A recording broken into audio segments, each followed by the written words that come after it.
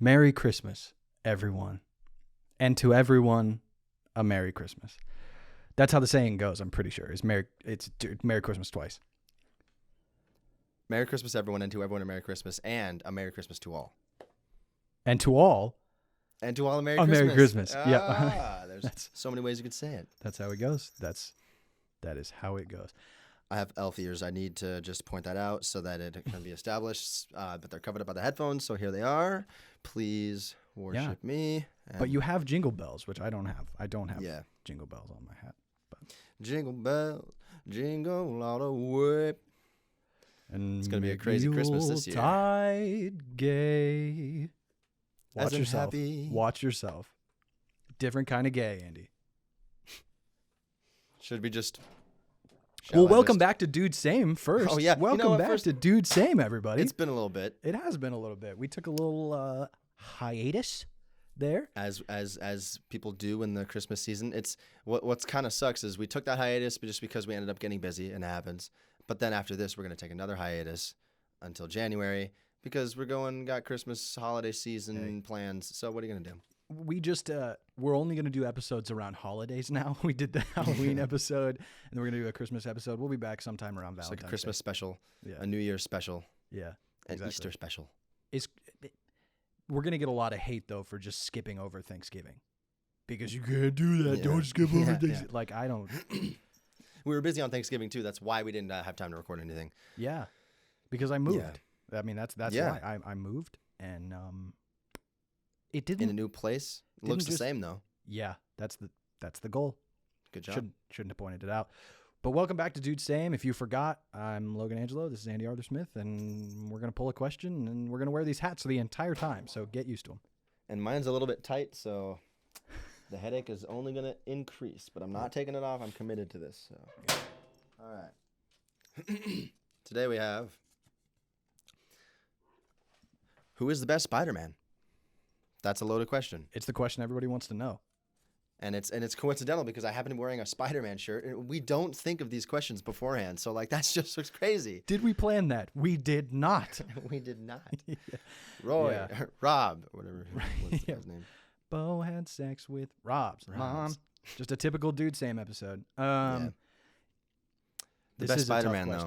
But the funny thing is, I think we're going to have the exact same take. I don't think there's any difference in our ideas on this at all. I mean, we have talked about it, but I forget if we agree exactly. I think, let me just guess what yours is as well as by saying mine. Mm. Andrew Garfield's in the Spider-Man costume was great. Just him as an actor in the Spider-Man costume was great. Mm-hmm. Loved it. Mm-hmm. But the rest of Andrew Garfield's existence sucked really bad. And so Toby is always 100% the best Spider-Man. Mm-hmm. But Andrew's actual Spider-Man character was maybe more fun than Toby's Spider-Man, I would say. Yeah. I get that it's hard to say it. But Toby is the best Spider-Man, though. Because Toby's our homeboy. We grew up with him. Tobes. That's funny. You don't even mention Tom Holland. Well, similar to what I think, but I don't know if I can decide on just having one of them to be my favorite. And if the question is who's the best Spider-Man, if I'm going to look at it literally just Spider-Man, we're not asking who the best Peter Parker is, I think I would go with Andrew Garfield. Because when you compare Andrew compared to Toby, compared to Tom, Andrew's wit and his one-off jokes and stuff that he's saying to the crooks and to the bad guys as he's trying to fight them seem the most natural and not scripted. With Toby, here's your change, and hey, I don't think you heard, but I'm the sheriff around these parts. It all sounds just so cheesy, and Toby wasn't good at delivering those lines. And what it was, I think, is Toby's Peter Parker didn't seem like the kind of nerdy kid who would have that in him to actually genuinely be able to be snarky and witty like that. Mm-hmm. Whereas Andrew Garfield's Peter Parker, while I didn't like the hipster, rebel type of take that they did on it, it still at least worked because he was a loner in a sense, and he seemed like that type of loner high schooler who would be able to have that type of wit inside him, but he's kind of a shy kid, so he doesn't really show it at school. Yeah, I also just have like the personal subjective thing that like Andrew Garfield is like wickedly attractive. He's a good looking guy.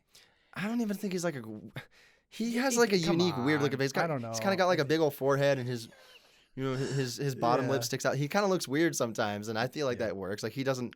I don't see him being a weirdo. I think he was too cool, and that's not like, I know I've read Spider-Man comics, and like Peter's not always as fucking nerdy as Toby was, as much of just a dweeb.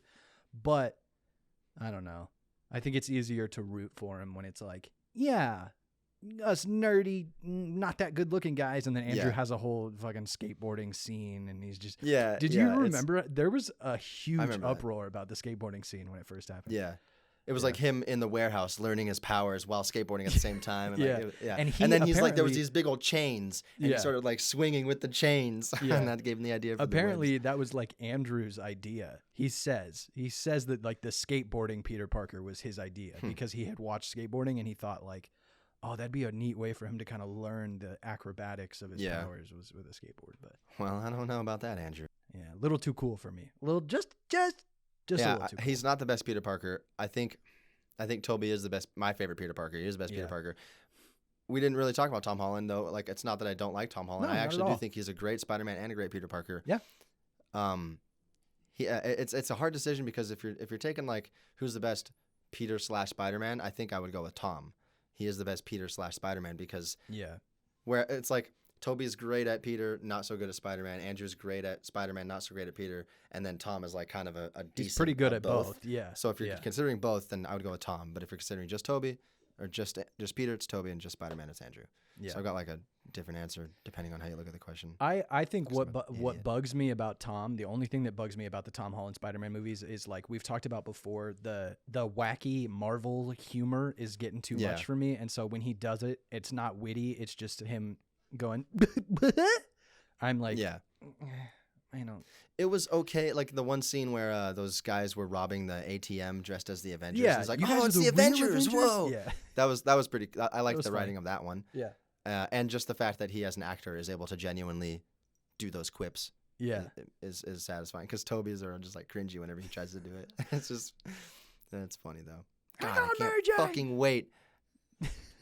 You're gonna be fucking in it, dude. Dude, I don't know, man. This little guy that I have is based off the Andrew Garfield Spider-Man. I don't know why, I just have that, so I just put it there. But I recently found my old Venom action figure, so now I got the Venom action figure up. Nice. Very cool. Yeah. Very cool.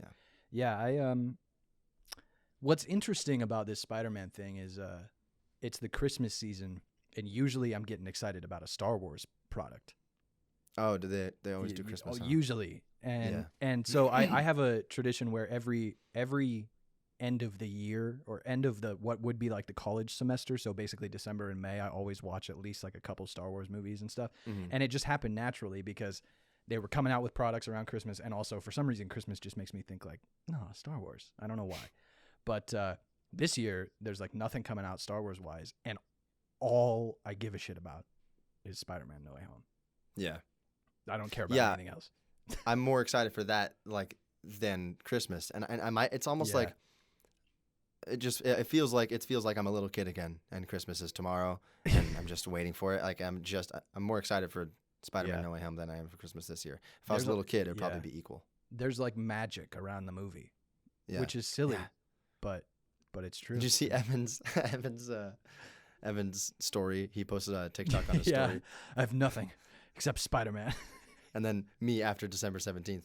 I'm ruined. I have nothing. And then it just ends. Like it's just the same clip twice, but it was funny. And Evan is visiting. He is going to fly down to Austin. He's going to be here in 2 days, and he's going to stay with me for a few days. And then we're going to watch Spider-Man No Way Home together. And then he's going to fly on back. Yeah. It's going to be fun. Do you want to talk about how much I hate soups, or do we not? Or should I just keep that to myself? We can't. I don't watch his videos at all. So like, I don't really. Yeah, I have an hate opinion. him so much, dude. I hate it. For those of you that Spider-Man No Way Home. I hate him, and I'm. Soups is this guy on TikTok for anyone who doesn't know who has gigantic hands. Okay, come on. Get it. Well, sorry, that's not supposed to point that out, I guess, right? He does, but yeah. But like that's the first thing you notice. Yeah, and all he does is just scream about Spider-Man. Scream. Yeah. And he went to the trailer premiere. There was this video, so I've been like kind of hating on him. Like I just tired of seeing his fucking face on my phone. Yeah. And then there was this TikTok of the release of the Spider-Man No Way Home trailer where they let people watch it, and he was there, and the only thing you could hear was him fucking screaming in the crowd. Oh, let's go! Over and over again. And I know I'm just giving him more clout by talking about him, but God, the dude is annoying. Because of our thousands of viewers. Yeah, man, listen. And you know what? Nothing's changed. We were gone for a month, and I'm back. I'm just ranting. I'm happy to be back with our one listener, my mom, and just ranting about shit that doesn't matter. But yeah, Soups gets on my fucking nerves, man. Yeah, I don't like a lot of those guys. I do watch this one guy on YouTube, 3C Films. Shout out to 3C Films, just for all this spot. Because like I rarely get into pop culture stuff this heavily. But Spider-Man No Way Home, I'm got my finger on the pulse of it, and I'm just like everything that happens, every little leak that happens, I'm watching, I'm looking at it right away and stuff, and it's because I'm this guy, 3C Films. What's up, guys? It's Chris here with another Spider-Man No Way Home update. Today we had a photo leak of Andrew Garfield on set. We're gonna be talking about whether or not that was real or whether it could be faked or photoshopped. There was a person who said that they photoshopped it, but then there's other people who were saying that he was faking how he said he photoshopped it. And it's just like, oh, okay. Yeah. So the shit that gets on my nerves, I think, and I talk to you about this a lot, is like the shit that annoys me about Soups is he actually had a video once where he said, guys, today is the day. Andrew and Toby are on set filming Spider-Man No Way Home. They are filming a huge scene right now. I just feel it. Oh, and yeah, I remember you told me that. That was his fucking evidence. I just feel it. So nothing. So your content is useless. Like he was gripping the viewer by the viewer's like, okay, where's the proof? Oh, we're waiting. Yeah. Oh, really? Where's the proof? Where's the proof? I just feel it. That's so He's dumb. A walking clickbait. He is human clickbait. And so that's what pisses me off. And all these leaks have kind of gotten on my nerves a little bit too, because like we've talked about this, but I don't think on the podcast of like this shit has got to be coming from Marvel. I think this is the new guerrilla marketing is leaks and stuff, because they know that that's products that people consume so heavily is when it's like a leak, you know, but it's fucking not. It's the whole reason that there's so much excitement about this movie is because so much stuff has gotten leaked about it. But it's crazy that's a new way of marketing a movie, right. But it has to work. It can only work when the formula is just perfect. Like they wouldn't be able to do this with any movie.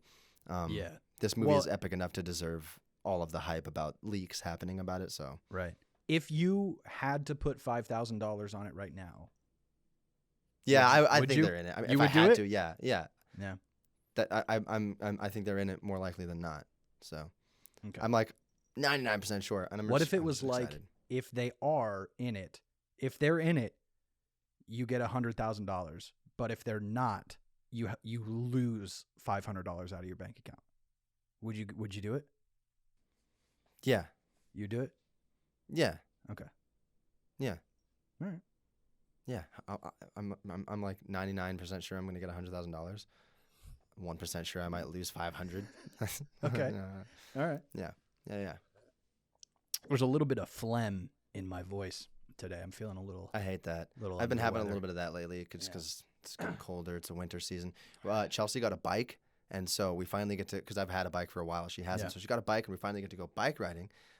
She got it just in time for winter, and but we have gone bike riding a couple times, and it just, by the end of the ride, my nose is running so much, but I don't like I didn't bring tissues, and so I'm just like the whole time while I'm riding, just sucking it back in and stuff, and then you should ride your bike while slobbering and like pulling your snot back into your nose to Spider-Man. So it's just like a full little kid day. Like you and Evan just ride your bikes in the cold, all snotty, into the movie. I live on a highway too, so we'd be riding our bikes on the fucking highway. Yeah, to the movie and then go watch a Spider-Man movie. That's my biggest thing. So, because I bought 2 tickets, obviously, because I don't want to go by myself. But like, if I invite someone to come with me, I'm inviting someone in their mid to late 20s to come to a Spider-Man movie with me, which is like, I think that's gonna be most of the people who go see it. Honestly. Yeah. Well, most is a strong word. I don't know. I don't know either. I don't know. It's made for it's the marketing is it's Toby's the biggest hype about it, and most of the people who are so excited about that grew up with him. So I don't know. Yeah, I wonder if there are a big chunk of people that are just praying to see Andrew Garfield, or are we all just how many people loved this? There's got to be this weird small pocket of people who grew up obsessed with the Andrew Garfield version because they were little enough where they weren't able to point out the flaws. Yeah, and it was after Toby. So yeah, that's interesting. Imagine if that was your childhood Spider-Man. Yeah, it was Andrew Garfield. That's the other. So when you go back and watch the Toby films now, do they make you cringe or do you love them so much that it doesn't matter? It's like a mix of both. Like the cringing is like, it's not cringing at this point anymore. Maybe it was when I first saw it, like with Spider-Man 3 and the cringy moments in that. Ooh. But at this point, it's just with all the memes and everything, you can only love it. So yeah. And I recently did watch the first one again, like a couple months ago, and it was fucking awesome. And when Evan gets here, we plan that we're gonna watch all 3 of them, the Raimi ones, just for fun. We're just gonna binge those, the Holy Trilogy. The Holy Trilogy. It's true. They're so fucking good, man. Good. Dude, did you see that clip of that? There was a new clip where it had a little bit of the conversation between Peter and Doc Ock when he goes, "Hello, Peter. Do I know you?" And he's like, "Where did you do with my machine?" And when he says that, you can hear. Oh, really? I didn't hear that. It did the Doc Ock motherfucking theme, bitches. I am McLovin. He's great. He's gonna be in it. Yeah, they're doing the fucking themes. Yeah. Anyway, we talked. Spider-Man's a good topic that we could go on. I mean, I could talk about it the whole episode because we haven't even touched on Willem Dafoe yet. So. My goodness. Yeah. My goodness gracious. Peter. God, struggling. I got goosebumps. The first trailer when he started laughing and you just see the pumpkin bomb. I straight up got goosebumps. I am. Did you see that shot of him clicking the button and throwing it and then like hopping on his glider? Yeah, and turning. Yeah. Son of a bitch. I'm so excited. It's crazy. And it does suck that the excitement's just going to be done right after the movie's over. Bye excitement forever. Right. Not going to ever be excited about anything again in my life. And you might see it twice on opening night. We might. Yeah, Evan accidentally bought 2 sets of tickets, one for the 5:40 and one for the 9:30. Yeah. One right after another at the same theater. So if we want to, we'll just stay and watch it again. Just watch it again. I have the distinct honor and privilege of seeing the movie on Thursday night before Evan, who is the biggest Spider-Man Marvel leak fan. Consumer that we know. Yeah. He's very much like, guys, I heard this crazy theory for some random hobo that was down the street. And so I have the distinct privilege of getting to just feed him whatever information I want about the movie. But okay, if you're actually you're not gonna actually do spoilers, are you? I don't know yet. I haven't really decided. I think it depends on how I feel.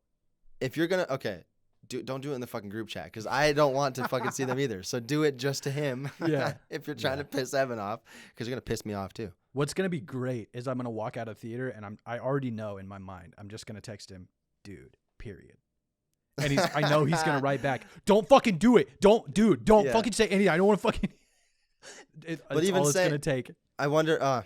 It's like if you just like obviously if you were to say that, that's gonna imply, dude, they were in it, or dude, it's just. But see, but I'm saying it now. I don't even know anything about the movie. Yeah. Okay. Well then, if you do get this episode edited in time before it releases, then that means when you text him that, I'll be like, okay, like I'll let him worry about it for a day, but then I'll show him this part in the podcast. So the next day I'll say, look, Logan already planned on saying dude, so don't think it implies anything. So record his reaction when I do it in person. When I text him dude, right around, I think I'm seeing it at like 4:30. So whatever that is, like 7 o'clock. That's funny. Yeah. That's great. It's going to be good. It's going to be, yeah. how are you going to avoid spoilers? What if you're seeing it on like Sunday or something? I don't. Yeah, I mean, luckily Evan and I are just seeing it on Friday, the day after, so we're gonna stay off our phones for a day. Yeah. But the people that are seeing it like later in the weekend, I feel like they just don't care about it as much. or they just got sold out. I mean, you could, like. Yeah. Yeah, it's gonna be a time. It is gonna be a time. What's your favorite Christmas movie? Go. I was actually thinking that earlier. I mean, probably Home Alone, because that's like one that I grew up watching a lot when I was little. I would watch it. I had it on VHS, and I would watch it just throughout the year. It doesn't have to be Christmas time. I would just watch it all the time. Yeah. Another really good one I liked is Jingle All the Way with Arnold Schwarzenegger and Sinbad, and Phil Hartman was in it. That's a funny, stupid movie too. Yeah. Yeah. Elf is fucking great. Elf is a classic. Is great, I fucking dude. love Elf. How old were we when Elf came out? That's a good question. I think that came out in 2001, I'm going to say. 2003. So we were in first grade. 2003. Yeah. Nice. So. Dum dum dum dum dum dum dum dum dum. Remember that? Yep. Dum, sure dum, do. Dum dum dum. Sure do. Dude. Yeah. Oh man, and Zoe Deschanel in that movie with blonde. Oh yeah, that was hair. the first thing I ever saw her in. When she was young and she had blonde when hair in that she's one. singing in the shower. Yowza. Yeah. I thought you were gonna when she's singing "You Better Watch Out" at the very end, and then what's her name? That mom actress who's a mom and everything. He sees you when you're sleeping. Yeah. She's from Back to the Future 3 and everything else. She's from everything. Yeah. Do you? Yeah. I wonder if it is like the movies that you saw when you were young become like your favorites. Because for me, probably. I don't know though, because I didn't see Christmas Vacation until probably like middle school. Like I didn't see it until I realized this is really funny, Yeah. And I think that's my favorite Christmas movie now because I think it's legitimately hilarious. Middle school is still young enough, I feel like. So hard. Yeah. Right. Could be. But you know what I mean? You're still young enough for that to be a movie that could become your favorite. I don't know. But yeah, I can't remember ever seeing. Oh, you know what though? I was about to say I can't remember like seeing any Christmas movies like as an adult, new Christmas movies that I haven't seen before, and then like saying, "Oh, that was great, a Christmas." Because I don't know, they're kind of a niche movie, and not a great Christmas movie doesn't come out very often. It seems like a lot of them are made. A lot of them are shitty Hallmark ones. Yeah. But Chelsea and I just recently were in the mood to watch some Christmas movies, so the first night we watched Fred Claus, which I had never seen, but I always wanted to because it looked really funny. I remember seeing a trailer for it when I was little, and it was Vince Vaughn plays Fred Claus. He's Santa Claus's brother, and Paul Giamatti plays Santa Claus. And it was them sitting on a couch, and it was as if Fred was visiting his brother Santa for the first time in a long time, and he's saying, "Yeah, so how's it going? It's good. Christmas is good. It's catching on, and things are going well. Rudolph's got this. He's got this new." Disease. It's this thing. Like just the way that they were casually talking about like just like life stuff. He's like, "Oh, is he gonna be all right?" Yeah, it's just a Fred Claus. And that was the whole teaser. It was just a quick little thing. Never saw it. Finally saw it. It sucked. It was so bad. It was the worst movie. I hated it. Not what I expected at all. Yeah, I know. It was a bad movie. It felt like it was like trying to take certain funny scenes from other movies. Like it came out a few years after Elf. Yeah. And they were doing some shtick that was similar to Elf that I was like, okay, seems like you're trying to recreate Elf, but you lack in the heart and you're lacking the great genuine improv that Will Ferrell was able to do. Yeah. Everything seems so just scripted and I didn't like it. And one other thing, have you ever seen the movie Mouse Hunt? Yeah.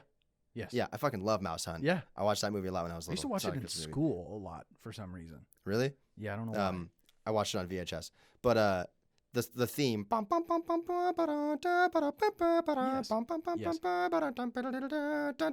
they straight up used that theme in Fred Claus. That's a weird thing to do.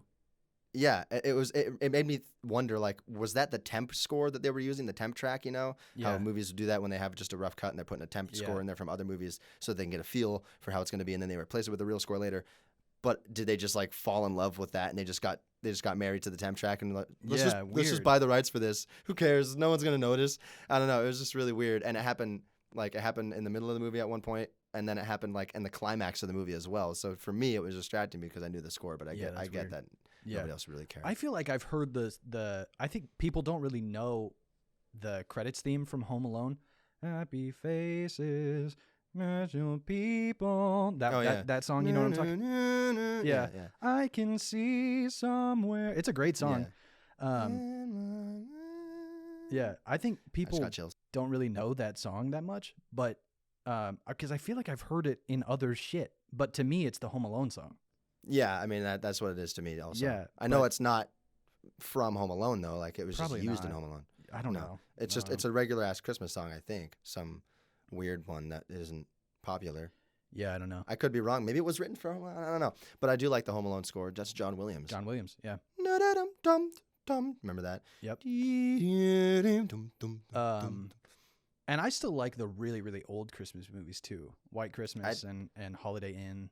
I like those. Bing Crosby. I've never seen any of those old ones. Never seen Miracle on 30 Bitch Street. Never seen Christmas Holiday. What's the fucking movie? You'll shoot your eye out, kid. Oh, Christmas Story. Like You've Lamp. Never seen that one? Christmas Story. Never seen that one. Oh, and I don't fudge. give a shit to. I don't want to either. Well, you don't have to be. You don't have to do that. I don't give a shit. I want to People buy love them so I can just shit on them. Christmas movies let me get off on the. That's not the right words. Christmas movies let me like embrace just like heart in movies, because when I see like like rom-coms, it's like, oh, there's so. I'm like, ugh. But if it's Christmas, then I'm like, because I love Actually, love that movie. I still haven't seen that. Love it. It's just a cheesy rom-com, but it's Christmas. It's a Christmas cheesy rom-com, so it's okay. I didn't know it was a Christmas movie. Yeah. We another one. So after we watched Fred Claus, which sucked, the next day we were like, let's watch another Christmas movie that we haven't seen. And we watched Four Christmases, another Vince Vaughn movie. It's Vince Vaughn and Reese Witherspoon. Reese Witherspoon, yeah, okay, yeah. Mm-hmm. And this one was actually funny. We actually thought it was funny. It wasn't like a great, fantastic. It was just a rom-com, but it was Christmas themed because it took place on Christmas. But it didn't even have to be a Christmas movie. One of those. Right. But it was funny, and that one. It was weird because they were both Vince Vaughn, but pretty funny movie, you know. Yeah. Huh. The Santa Claus with Tim Allen. I watched that one when I was little too. That's a pretty good movie. I never really watched those that much. The Santa Clauses. There's like 6 of those bitches. I think there's 3. I don't know. There's at least I saw 3 of them. Yeah, I don't know. It's like Shrek. Like there's so many fucking Shreks. And the first Shrek is so good, dude. Yeah, it is. Yeah. It's really good. Really I love the first Shrek movie, dude. It's fucking great. Mm-hmm. There's moments that make me laugh out loud still if I were to watch them. Yeah. Like when they fucking wipe your shoes in the grass, clean your hands, wipe your face. Remember, like they're gonna make you think that they're two luggies are gonna turn, and then it and it takes their picture, and like it doesn't show what they looked like, but when the picture comes out, you see Shrek is like he looks angry at it, and Donkey's like like a little kid looking all amazed. Yeah. That still makes me laugh. I don't know why. That's fucking funny. I've never seen any of the Christmas horrors, the Krampuses and the stuff like that. I've never seen any of the Christmas slashers. Probably but should. I went to probably should like when I would go to Halloween Horror Nights when I lived in LA. They had a Krampus maze one year. That was really cool. I like when Christmas is successfully done creepily, you know, because it makes it extra creepy because you're used to Christmas being so warm and loving. Yeah. The year after I graduated, you guys did a Christmas room at the haunted house. I was actually, I was about to ask, were you there for that? Yeah. Yeah, that was cool because we got this. Yeah, we got this. It was in the Slender room, the one that was the previous year. I don't know if we've talked about this, but Logan and I, for like 3 years in a row, I don't know. We rented. We didn't rent. We got permission to use this old abandoned school in our town to make and conceive a haunted house that we would. Yeah, like this is. I feel like we have to make a more point of that. We were 16, and as part of a class at school, they gave us an abandoned building, and said, "You will never be monitored. No one will ever ask what you're doing. Just go do it." And we actually did it. We actually, you and I and my cousin, put on a haunted house. Yeah, and honestly, I it is funny because it was irresponsible for them to just like give all of that responsibility to these 3 teenagers. Yep. But at the same time, I think they did see how passionate we were about it. Yeah. And we did kick out, like, because the first year that we did it was in the high school. We didn't have the abandoned school yet. We did it in the high school. Yeah, that's right. I think yeah, maybe they saw that it was a haunted tunnel. Yeah, right? But maybe they saw the ambition and the work that we put into just that, and maybe that really was like, you know what, these 3 kids, or at least this kind of group. But I think maybe it was clear that I don't know how much I don't think I was really in charge of that one that much. Yeah. But for sure, once we got to the abandoned school, I was one of the main. It was you, me, and Adam, and yeah, maybe they did see like I don't think these kids are gonna like just fuck around if we give them all this responsibility. This is too much responsibility to be given, and they don't seem like the kind of kids who are just going to tank their grade for nothing. Because we all had, we're good students. You know what I mean? I don't know. Yeah. If it were other students, I could see them not trusting them at all and just not doing that. Right. Maybe we did actually have. But this is the first time in my life I've ever thought that. Yeah, I've thought about that a lot. Like there are not a lot of places that you can do that at the age of 16. And the weird thing is that we took it so seriously. I mean, we fucking stressed about it for 3 months. I remember having dreams about like when it was coming close to the haunted house, having dreams that it was opening night and we didn't have everything set up. Like those types of stress dreams. Yeah. And I remember like Adam, my uncle, his dad, had a carpenter shop, and he helped us. Like the first thing that my senior year, you walked in and there were picture frames all over the wall, and one of them was false. Yeah, dude. And so cool. they built it. I mean, it was a picture frame on a stand that we made to look like it was placed in the wall, and Adam was behind it, and he would drop and the picture would fall in the frame and go really loud in the wood, and then he would pop out at you. We were 16. Yeah, that was such a cool thing. Yeah, like just the fact that we were able to use all of our resources available to create the coolest shit that we had. And they gave us a budget. We got to skip. It felt like skipping school. We got skipping. Yeah. We got permission to go to Des Moines, which is, an hour away from our hometown. And anytime we went to Des Moines, it felt like, oh, this is a day. We're doing something today. Yeah. We're going to Des Moines. Yeah. So we got to go to Des Moines during school to all these haunted house stores and buy awesome fucking scary mechanics and like all these decorations and headless props and arms and legs.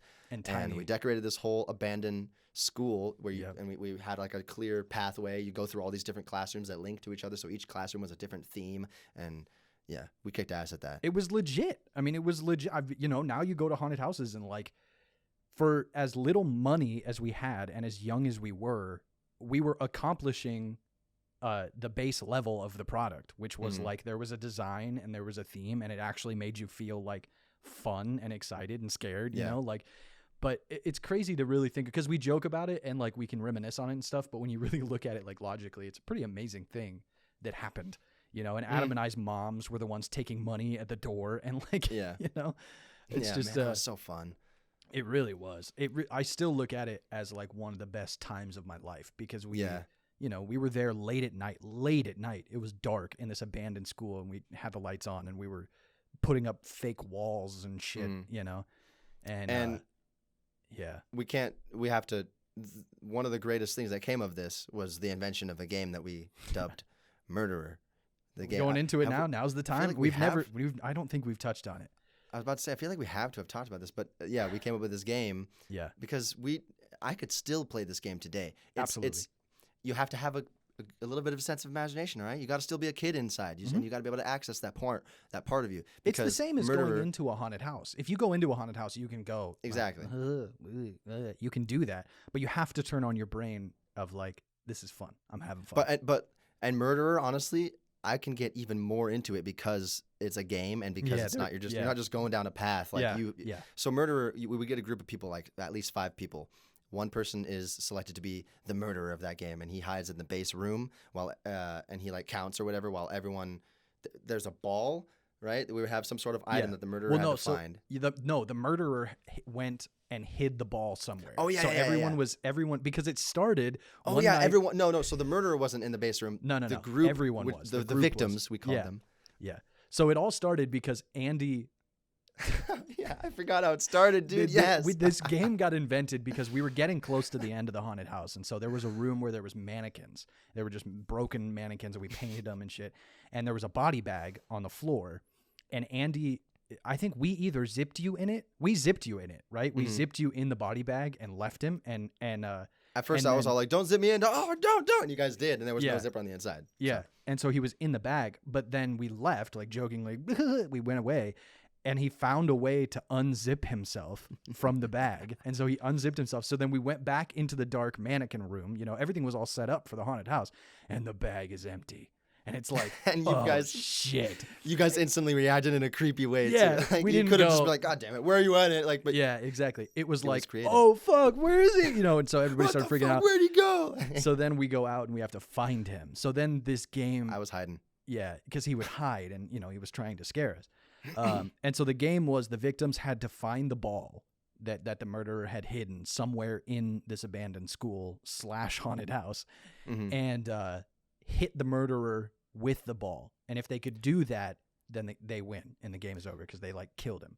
And the murderer's objective is to try to kill all of the victims. And the victims are encouraged to split up, make it as scary for yourself as a victim as you can. Embrace that it's a game about being scared, and really you win if you create the best scares and the best sense for yourself. Of course, you're trying to get the murderer, but like give yourself a good time too. Like split up and make it creepy. And as a murderer, don't just sprint after the victims and try and get them, because then you're just going to easily win. Yeah. As a murderer, your goal is to try and be as scary as you can. So sometimes that means just stepping out from a corner right when you know people are about to turn, but not getting them when you could, because getting them was just like if you were to grab them. Okay, I got you. You know what I mean? And so everyone was really good at having a good what's the word, honor system about like not being a dick about it. Everyone was good at like committing to just being scary. Yeah. And the murderer wears a mask, and then the victims carry masks with them. And so when a murderer gets a victim, they put their mask on and they become a murderer. And so if the murderer can get all of the victims before he gets hit with the ball, then he wins and everybody's dead. Dude, that was so cool. So because you would split up, and then you would turn a corner, and suddenly somebody in your group is wearing a mask, and you're like, shit, oh fuck, he got him. Yeah, dude. And I'm getting so excited right now just thinking about it. That was such a good game. I could still do it. I would still do it now. It would still be fun. My imagination would flip, and I would have the best time. Oh man. And I remember we played it a lot when we had access to that school. So like it was like, you know, they were leaving these irresponsible children with the keys to this whole abandoned school. And we did fuck around a little bit, but we also got all the shit that we were supposed to get done. So we had some fun on the side. Absolutely. And I remember once it was in between Halloween seasons and we didn't have the keys anymore to Lincoln, we would try and find other locations to play it that just weren't ever quite as good. Just was never as good. The historical farms or whatever was a good one, kind of. That was okay, but it was outdoors, so it wasn't. It was interesting to play it outdoors. Yeah, but I still remember, and this describes perfectly why the school was so good. We had split up, and I'm pretty sure it was you. It was either you or Adam was the murderer. But this was probably like the most scared I've ever been in my entire life for a second. Because this was an old school too, everything was all dirty, and the lights were completely off in the section that we weren't using for the haunted house. So you had the haunted house side, which was obviously creepy, but then the abandoned school was also creepy because it was tight, and there were classrooms, and it was dark and dusty and shit. Like there were desks that were broken and turned over. And the fact that there weren't any of our decorations anywhere was like, it was just a sign of barren, like age, there's no one here. This place is lost in time. There was still writing on the chalkboards from the last time that anyone was ever in those school rooms, like saying, you know, Christmas break 2003 or something weird, like, you know, just But anyway, so I was looking for the ball, and I remember I went in the gym. So there was like a glass pitch black wall gym, and the gym was probably the scariest place because it was you were in this tight hallway, and then you went around this corner and you were in this open, cold, empty gym, and you couldn't see anything, and there was still a rope from the ceiling. Oh yeah, that you would climb as a little kid. And I walked into the gym, and I think I must have had a flashlight, and I saw the ball sitting right below the rope. But I was like, "Fuck! Like this is too easy. Like we're waiting. It's in the too corner. easy." Yeah. And so I started walking towards it, and it was either you or Adam was holding themselves on the top of the rope, like a kid, like had climbed up it and had his knees wrapped around the rope. And when I got close to the ball, let go and dropped onto the mat below the rope. And that was Adam. Yelled. Yeah. I like shit my pants. I mean, I have never screamed so. It was Adam. So genuine, dude. It was so real. I was fucking terrified. That's awesome. Scared the shit out of me, and I still remember it. But yeah, dude. And I think what's crazy now is being an adult and looking back and going like, there's a business there. Like mixing haunted house with like laser tag is basically what we did. You know? Yeah. And what was fun as the murderer too was to. The first thing you would do is find a good spot to stand, and like you wouldn't even like. I remember it was like the victims would be waiting in the room for about a minute, and then they would be like, "Okay, it's been a minute, we're good to go, right?" Like, and the murderer knew that he had a minute to hide the ball and get into a spot. And the murderer, like, I would always just stand and wait for people to like finally walk in the area that I'm standing, and then like if they're walking by me and I'm on a window, just go, boom, or something, just something stupid like that, or just stand still and wait for them to see me until they scream, and then that's when I start going and fast walking, no sprinting. Sometimes if it's like getting near the end of the game, you run after people down a hallway, but like you don't keep sprinting. Like you give yourself, the honor system. And we were in high school, but it was one of those things where like you get done playing and everybody's like and like sweating, and you're all like been laughing really hard and stuff, and you're all like recapping the game as if you just played like, I mean, it was tag, but like cooler. It was really intense because because that school building was just so creepy just on its own. So it was great. I remember the layout of it perfectly.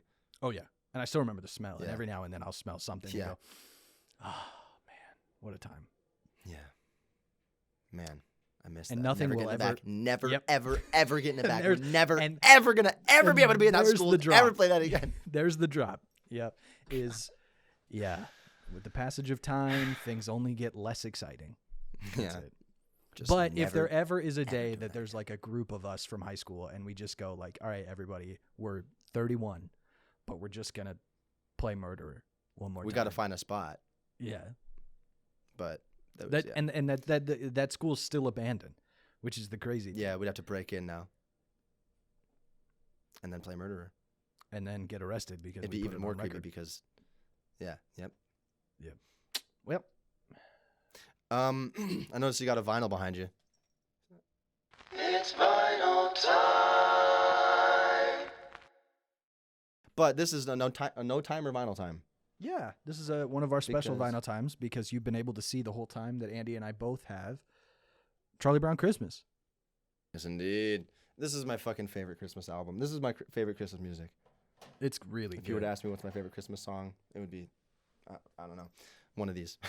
But this is a jazz trio. You guys have heard it. It's the one that has the... It's hard to sing, but you know what I'm... That's not the one that people are going to recognize. It's... I know, but you know what I'm doing? Time is here.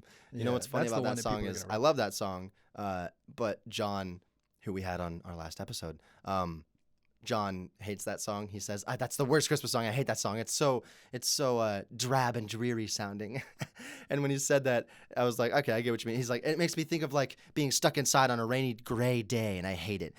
And he's right because like the way the Christmas time is here, boom, boom, like with the and there's shaky clashing little kids' voices. Yeah. They kind of go a little flat and a little sharp. Like. Boom, boom. I like that song. I like all of them. Oh, it's great. And Skating is really good. Hark the Herald Angels Sing is another good one. No, honestly, that one can kind of take a hike because Hark the Herald Angels Sing. Because it's like all of these like real nice chill jazz songs, and then Hark the Herald Angels Sing comes. It's harsh. On it's little kids. It's little kids harsh. being little kids. Where's the track list? Why doesn't it say the track list on the back of this thing? I gotta look. Mine does in the top left corner. No, mine's not. I have like an original bitch ass, Oh, okay. Mine's a reprint for sure. But I listened to this one, and I listened to Frank Sinatra Christmas, and then I have my pop punk playlist that I listen to, pop punk Christmas, that I listen to a lot. Reliant K. Angels we have heard on high, sweetly singing o'er the plains. Yeah, I like I like little drummer boy on this.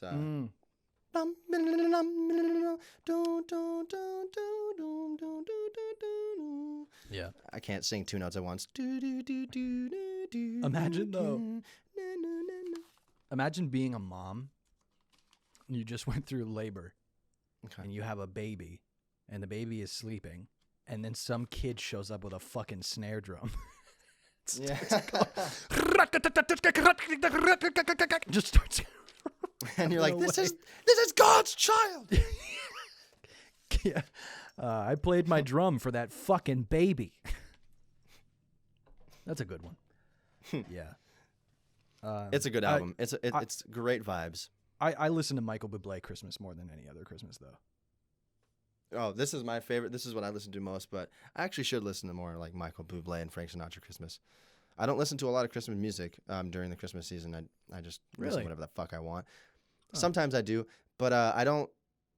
Yeah, like earlier this year when we were decorating and putting up the Christmas tree, I was playing Christmas music because it was nice. But I just played like I played this album, and then there's another album that's called Soulful Celebration that I grew up on also. I played that. And then other than that, I just played like a random Christmas playlist on Spotify that had some classics and stuff, you know? Yeah. And I like some of the, like, I like the versions from like Home Alone, like, "Out at home, Yeah. I'm dreaming." Yeah, I like that. Who is that? Is that Bing Crosby? Bing Crosby, yeah. Is it? Yeah. I couldn't remember if that's yeah. Bing Crosby was the first one to do White Christmas, as far as I know. Oh, really? Because it's from White Christmas, the movie. I didn't know But that. it was all slow. I didn't know that was him. You know. Yeah. Yeah. I think my favorite Christmas song though is it's either I know what it is. Silver I know what Bells it is. I know what it is. I was about to say that because you've told me. Silver Bells. or I'll Be Home for Christmas. One of those. That's a good one too. Yeah. I just like You know I'll what, Be Home though? for I Christmas actually- because the biggest thing for me about Christmas is like being home. I want to be in my mom's house that I grew up in on Christmas. That's what I want. Mhm. And so I'll Be Home Yeah. for Christmas is just like, yeah. It's special. Yeah. I was gonna say I actually like All I Want for Christmas Is You. I think that's a good song, even though it's Fantastic. overplayed. I don't hear it often enough for it to feel overplayed to me. Yeah. So It's Mariah a great Carey's one. version, I'm talking. Yeah, She, yeah, It's her there's song. no other one that matters. The worst Christmas song, the number one worst Christmas song is without a agree. doubt, hands down, Santa Baby. Without Santa a Baby. doubt. It fucking Yeah. sucks, dude. it's very cringy, Sucks. And it's creepy. and I get it. It's supposed to be like she's talking to the dad who's dressed as Santa, is what I've heard people say. But then there's also I Saw Mommy Kissing Santa Claus, Yeah, which is all. which I know that's supposed to be it's the dad, but it's like I was a little kid. That's not what I was thinking. No. Don't make that a song that little kids are going to hear because it's going to confuse them Yeah. because they don't know that Santa Claus isn't real and they have no reason to think that their dad is dressed up as Santa Claus. So they're going to think the mom's cheating. I saw mommy being a whore last night. That's all it was to me when I was little. Having an affair last night. Yeah. Screwed with my psyche. My dad hates Grandma got run over by a reindeer. I don't like that song either, honestly. Yep. I think I'm it's at home stupid. from our house Christmas Eve. Yeah, because it's like Boom, boom, my boom, grandma died on Christmas Eve right now. Like, boom. Yeah, fuck, right now. dude. That's Yeah. funny. Yeah. Holy shit. Jesus Christ. Yeah, literally. Keep the Yeah, crust in that's Christmas. Yes. Yeah. I do my part, and any white person in a Make America Great Again hat, I say Happy Holidays. I do my part. Just to piss him off. Yeah.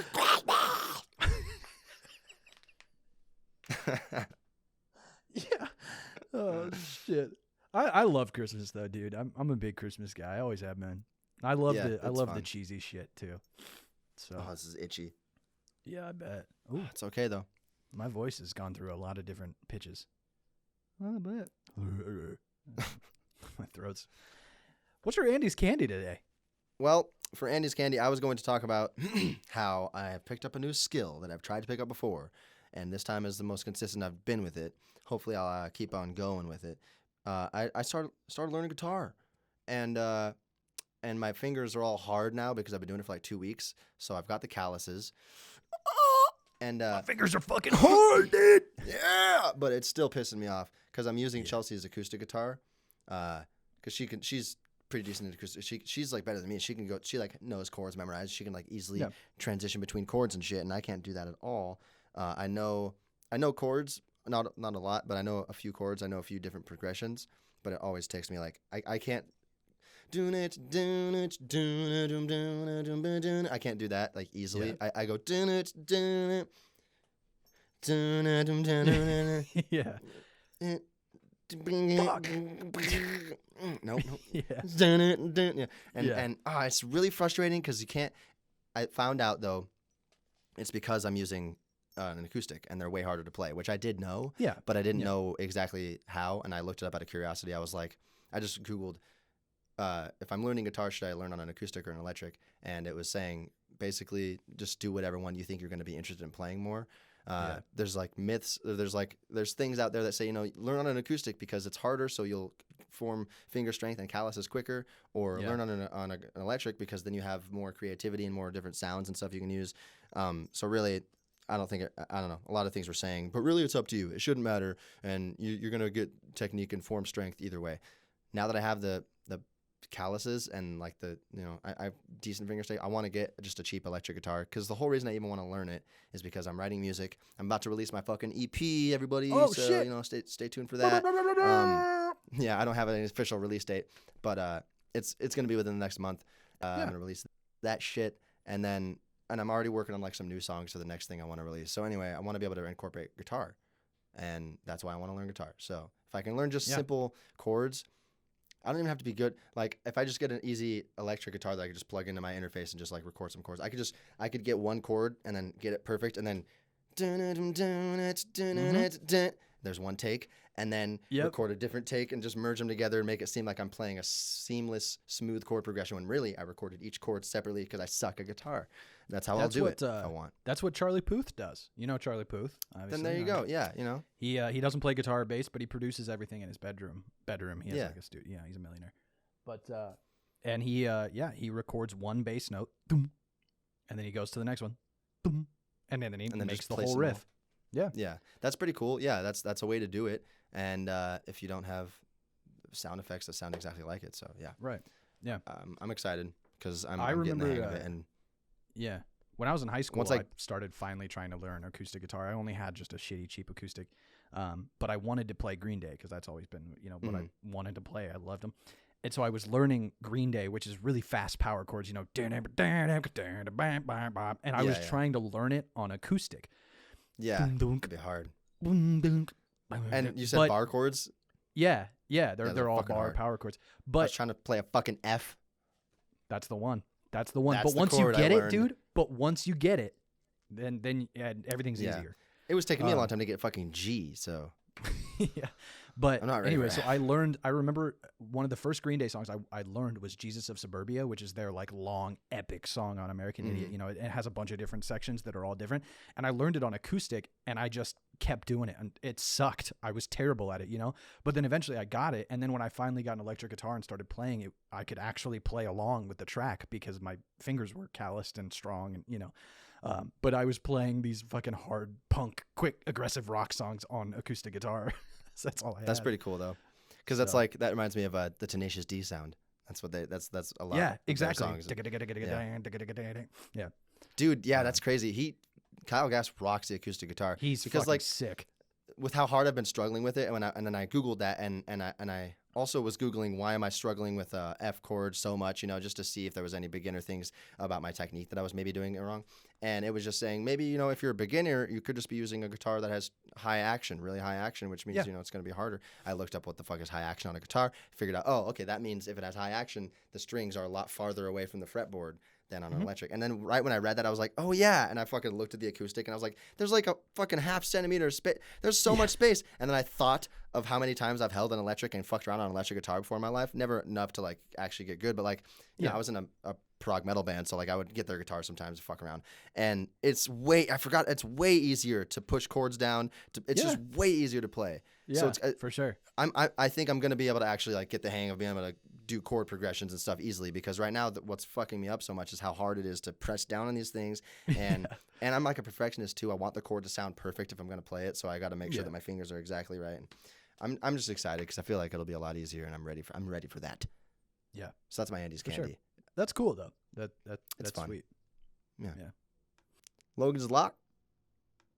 My Logan's locker is not in the not in the same vein at all, really. But I wanted to talk about Tick Tick Boom on Netflix a little bit. I still haven't seen it. Yeah, I knew, but I wanted to talk about it. Andrew Garfield. It's a musical that Jonathan Larson wrote before he wrote Rent, and he performed it as a rock monologue, which was just like him and a piano and a group of musicians. And it's I don't think it's phenomenal by any means, but I really enjoyed what it is. And it's basically a musical. The movie operates itself by like him writing a musical and performing Tick Tick Boom about the musical that he had written prior to Tick Tick Boom, which went nowhere. He wrote this musical and workshopped it and performed it in front of people, and it didn't go anywhere. And so Tick Tick Boom is kind of his response to that. And then also it's his response to turning 30. And, like you and I have talked about this a lot over the past few years. We're getting older, and it is a really powerful struggle getting to 30 and looking at 30 from 26 and looking at your life and stuff like that. And what I really like about Tick, Tick, Boom is that it does the same thing that like 8th Grade does, that movie that Bo Burnham wrote and directed, where it's completely mundane things. It's things that everybody experiences, but it talks about, look at how loud these fucking situations really are in your emotions. You know what I mean? Like, look at how emotional it really is to be turning 30 and not knowing if you've done enough, or knowing how to do enough, or knowing if you'll ever feel like you're doing enough. You know what I mean? And so I really like it. And the music isn't anything spectacular. It's a lot like Rent. It's like, you know, and so it's kind of rocky and stuff. And I like that, you know, I like Rent, but I think, yeah, I just wanted to talk about that. Like, I really like the thematic material of it. And then also the other thing is, I think Andrew Garfield is fantastic in it. Like, fantastic. He plays Jonathan Larson. And one, he went through singing training for months before the movie to learn how to sing correctly, and performs the songs. And they're obviously, you know, he did it in a studio and they can fix it, but he sings a cappella during one section of the movie and he sounds good. And he perfectly portrays, I think, the neurotic struggle of like, I can't commit to living an ordinary life because it's too terrifying for me. You know what I mean? Like, we've talked about it before. It's kind of narcissistic in nature, but it's like, I can't sit here and say, I'm going to live a regular, ordinary life because I'm too terrified of it. I'm too scared of that. And it's like, the biggest fear is ultimately the later regret. You know what I mean? That's what we're so terrified of, is being 90 and looking back and regretting when you were 30 and didn't do enough, you know? Yeah. And basically that's the whole story and the struggle of that, and how it sort of damages his relationships and how it dictates what he's doing with his life. And, yeah, I think it's cool. It's directed by Lin-Manuel Miranda, who wrote Hamilton, and Andrew Garfield really, really kills it, I think. He is a really good actor. Yeah. So that's my spiel about Tick, Tick, Boom. There's the opening song is called 3090, and I really like the opening. I think if I was going to write a show, I would want it to open with a song like 3090 opens Tick, Tick, Boom. It's cool. Nice. Yeah. That's my spiel on Tick, Tick, Boom. Yeah, I like musical theater more than you do. I like half of them, and you like one of them, you know? But like, so I honestly, I can't promise you I'm going to like it. I might fucking hate it. You know what I'm saying?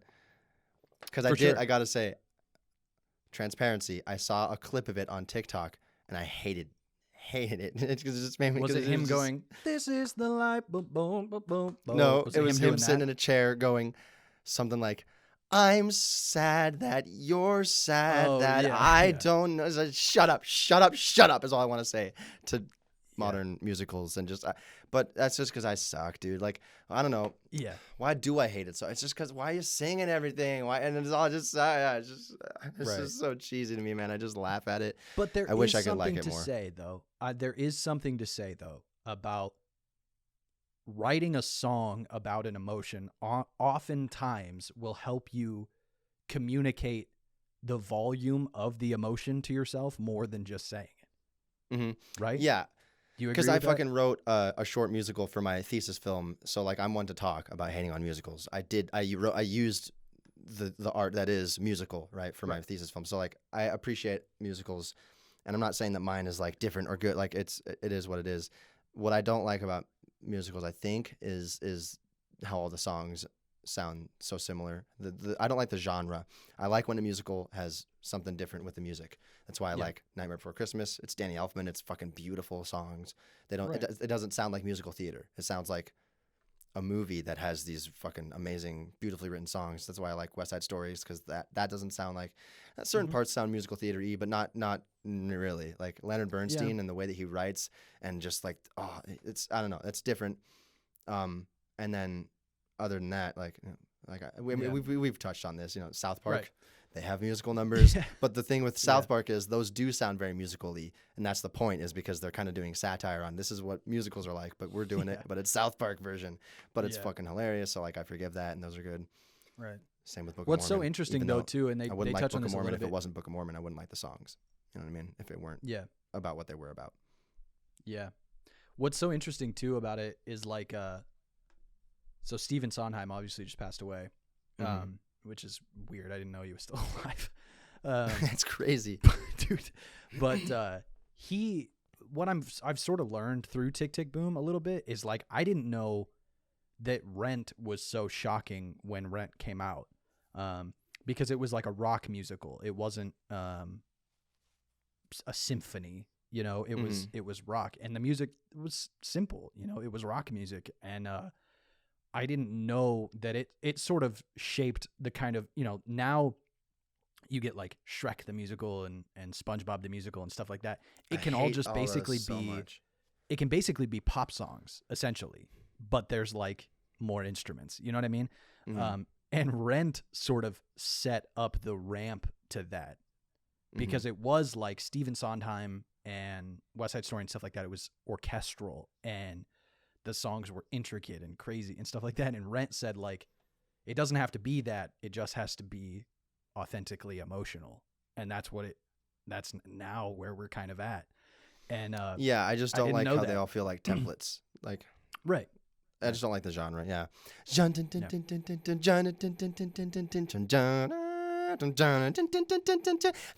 do it. I'm doing it right today. Like, it's just, you know what I mean? Like, nothing, like, there's nothing about that that's compelling to my ears. I don't know. Yeah. I gotcha. I sound like such a fucking conceited asshole, but. No. I mean, well, but there's a lot of musicals that are just catchy and nothing else. I mean, that exists on a huge level. So I don't think that that's, you know, and that's, I think I only have in my library like 3 or 4 songs from Tick Tick Boom, because the rest of them I'm like, okay, I can take it or leave it. But what I really like is how they convey an emotion that I can actually respond to, you know, because I'm a narcissist and I want all my movies to be about me. You know, if I can't relate to it, why the fuck am I spending my time? Exactly. And I think another reason I hate him is because, and I'm just realizing, a lot of things that I just don't like sometimes is just because it's just my dad doesn't like him. And I grew up with hearing him talk about him all the time, and I just ended up agreeing with what he says. And I can't change that. Like it's not like it's a ingenuine agreement. Like the fact that I agree with the, I don't know. It's just funny. Like I probably wouldn't feel this way if he wasn't making fun of them all the time when I was growing up to make me realize what is stupid about them. But it's like, is that really stupid? It's just subjective, whatever. Right. But you also have very recently started understanding like easy music that is easier listening, what the purpose of it is, you know? Yeah. Or like you understood it always, but you didn't give it a value.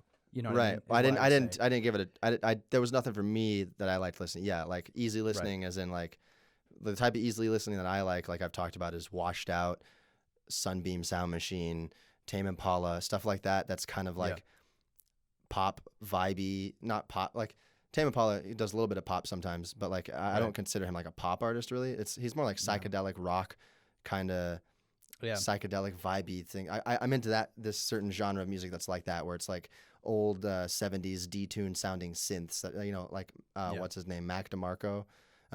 You know that guy, fucking. I don't think so.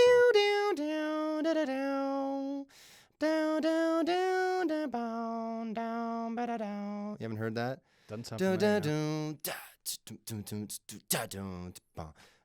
Anyway, it's you all. Hey, listeners, you know who Mac DeMarco is, but you know, that's easy listening to me. Yeah. And that's in the past like 3 years. Yeah, I've found a sect of easy listening that I enjoy. And so you're right. It's not always, music is it's for many different purposes. And people are getting out of musical theater stuff that I'm not able to get out of it what other people can, but that's fine. That's all fine. Yeah, it is. It is. It is. It is, what are you in gonna fact, do, fine. But I guarantee that you're going to like my TikToks. All right. You like that? I think I'll like mine too. Nice. All right, here, let me show you a couple of these, huh? Why don't I?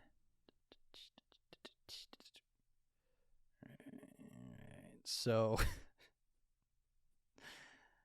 long as you're seeing this, you already know this is my favorite guy right here. This is my boy Kenneth Copeland. Oh yeah. My This boy, guy. who I'm fairly convinced is the devil, Yeah, dude, he fucking the is. real devil. Don't you say I did. We should do a whole bit on Kenneth Copeland because you and I have both like taken our time and kind of studied him. Dude, yeah. He is. We've watched him before on the podcast, right? A little bit. Didn't we watch that clip that I don't know. Man, but he's fucking crazy. He is dude. fascinatingly insane. But what I like so much about this TikTok here is look at how many people are buying this bullshit. Oh, it's scary. Put your hand on your head like that. Bald spots, I call you gone. Hair grow. That's how it works. God! Laughing like Satan. Hair grow! Like, just- The hair's just inside there. Okay, it starts coming out. Like, yeah, dude. Yeah, that and COVID-19. oh yeah, He blows it dude. This away. guy. Dude, Kenneth Copeland, if you haven't looked him up, fucking look him up. Spend your time with him because he is an actual insane person. And I'm Bald spots, big on. That's fucking funny. Hair. I've never heard anybody pray about bald spots. What? but look at how many does he people in even the get crowd on- are fucking doing it. People How- are holding their heads. Does no one? I guess not. He just knows that it's not like all those people are gonna get back together. Hey, did your hair grow? It didn't. Yeah, mine didn't either. What the heck? None of our hair grew back. Ah! Like that's not gonna Right. happen. So he just fucking lies. God. Right. Yeah, dude. I've been watching a lot of So these fucking weird. preachers, these traveling preacher guys that just Yeah. sell themselves. That's the product. It's not, the product isn't even God. It's just them. But it's, Yeah. dude, man. But if I ever go bald, I might give it a shot. See, You know, last resort. bald spots be gone. Anyway, Hair this one's really silly, but I enjoyed it, and I think you're gonna enjoy it too.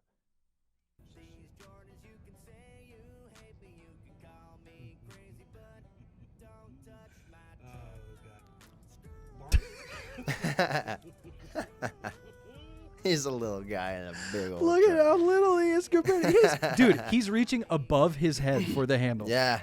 The handle Yeah, he is is. is That's above hilarious. his head. And then the jump, just the fucking, just, It would have been great if he slipped and fell. yeah. That's it. But this is the guy I would say happy holidays to. Nice. Oh, Just really? and then just watch. Yeah. Oh, yeah, yeah, And then there was a version where somebody put the Super Mario jump on it. Yeah. I just love that is such an insanely large truck. It's all jacked up on. It's such a small person at the Quick Trip. Just I wonder why he has such a big truck. well, I just love it. I love that. That's funny. That's good. Thank you. Here, let's Mhm. this. I hope that when he jumps, he just goes every time. Yeah. All right, let me show you my The only thing I've heard on TikTok in the past month is I don't care if it rains or freezes, as long as I got my plastic Jesus Dude. sitting on the dashboard of my car. That's hilarious because I hadn't heard that at all until yesterday. I saw a chick and then a dude who was duetting her, and it had like 1 million likes. Yeah. And I saw it for the first time, and Yeah. I made a duet to it that I'm gonna release in a few days. Where I Oh, added did a you third really? part where I'm going dom de ba dom de ba dom dom dom Oh, dom dom somebody de already ba dom did de that. plastic Jesus dom de ba dom. I'm like But doing yours the is harmony. probably Anyway, better. That's Huh? fucking hilarious. I said somebody already did that, but yours is probably better. But I assumed other yeah, people already did it. It became one of those videos that has like 46 duets. You Of know, course, just yeah. just because it's a catchy little tune. But I've seen Yeah. her face a ton now. I'm in the backseat. I'm probably going singing. to for sure. Since I used it, and now TikTok knows Yeah. that I duetted it, and then I have it saved in my draft, so it's gonna start fucking showing Yeah. all of them. That and then the trend of post your most viral video is all I've seen because now I it's just now did it's that all. I just did that today. Okay, because dude, my most viral I'm video not this really year. not trying to fuck you over. It's so dumb. My most viral video this year, what I posted at the beginning, was where it was me, like looking angry at the camera, and then it shows me singing the Teletubbies song in my car, the original video, and then when I re-sing it, and I go, I can't believe I have to re-upload that just so you all know that one. So that was my most viral video of 2021. So I put the fucking sticker that says, what was your most viral video? And I just re-uploaded that exact video of me looking angry at the camera, singing it 2 times with the different lyrics on the second time. But this time I captioned it, let me milk this for all it's worth. Give me more likes, you sheep. And it's already got like 200,000 likes. So, like, what are you going to do? That's what I don't get is like, why is this trend working? Why are you liking it again? Free likes again. Free likes what again. Are you doing? I didn't even make anything. Yeah, it's silly. And I didn't think it would work, but it worked. I'm getting likes. I'm getting follows. You know, it's just exposure again for the people who didn't see it the first time, I guess. So, whatever. Yeah, I guess. I don't know. But that's funny. Both of those things that you just brought up, I have partaken in them. Sitting on the dashboard of my car. All right, here's this first one here. We got a broom leaning against a door.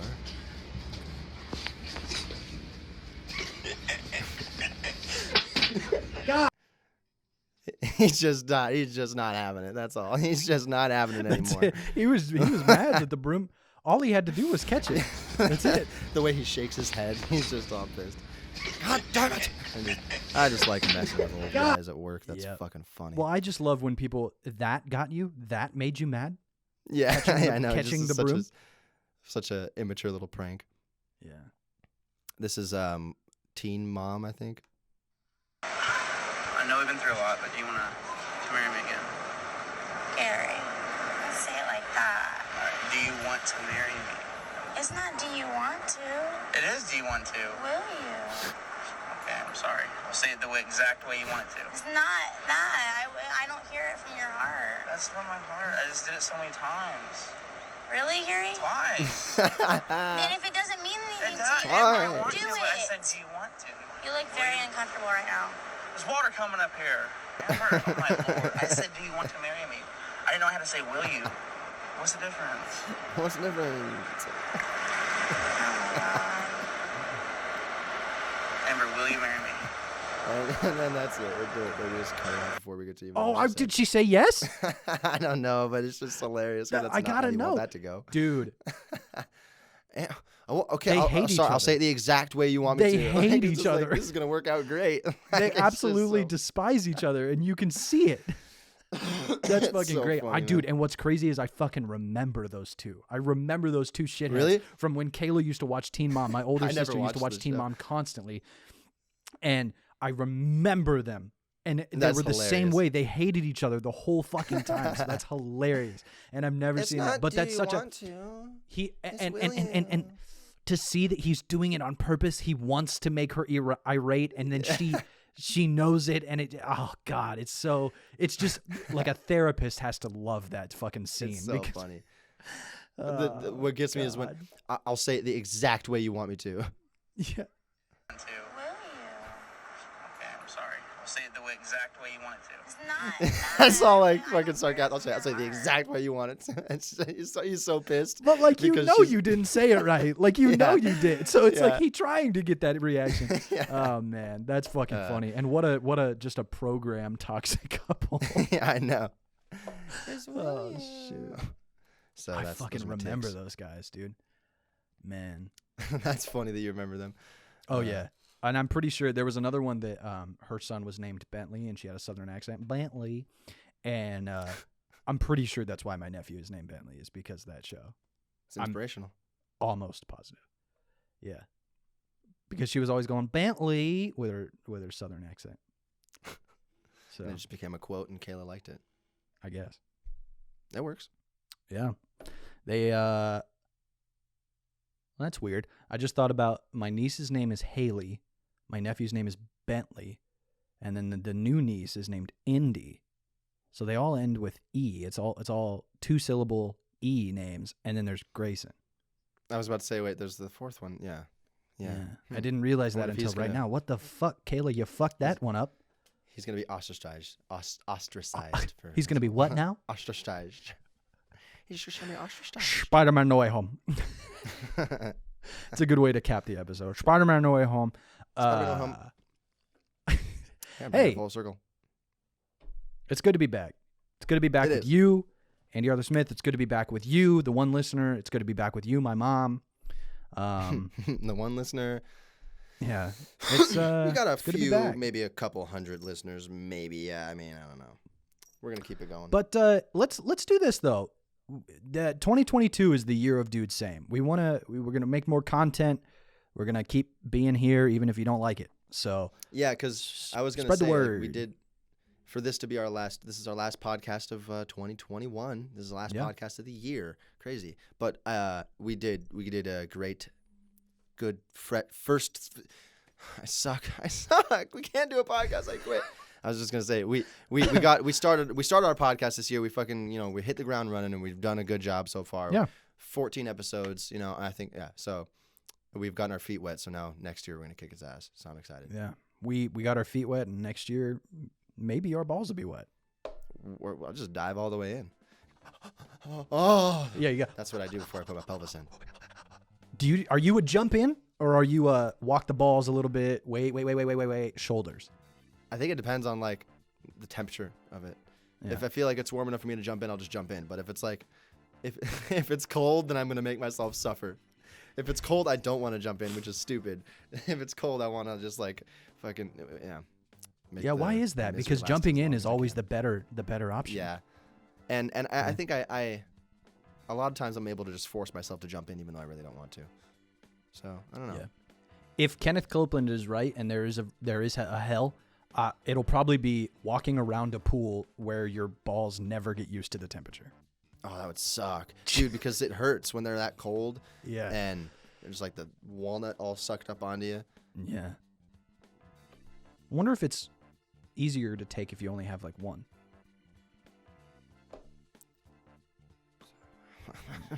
It's probably the skin of the ball sack that feels the. Yeah, that's fair. That's fair.